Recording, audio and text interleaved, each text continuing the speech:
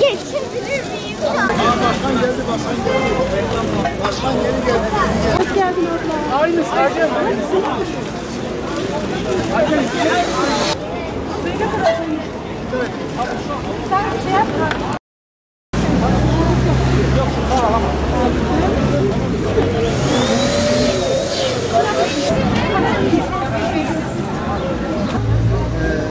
Dünyada özellikle yetimlerle ilgili bir farkındalık oluşturma adına bu hafta sonu yetimleri elinden tutma, yetimlerin başına okşama adına, insanlarımıza bir duyarlılık kazandırma adına böyle bir çalışma yaptık.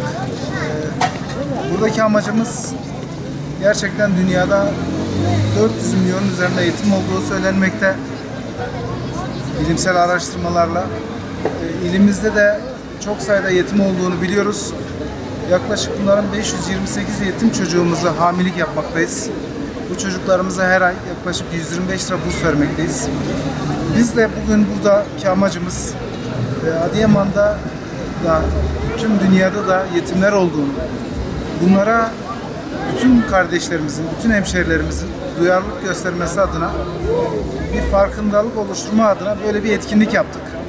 Buradaki amacımız bir yetimin elinden tutma, bir yetimin başını okşama adına sevgili Peygamberimiz Hazreti Muhammed sallallahu aleyhi ve sellemin de belirttiği gibi kim bir yetime sahiplik ederse cennette şehadet parmağını ve işaret parmağını yan yana getirerek cennette birlikte olacağını müjdeliyor.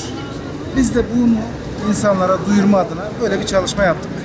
Sizlere de teşekkür ediyoruz. Sesimiz oluyorsunuz. Allah razı olsun.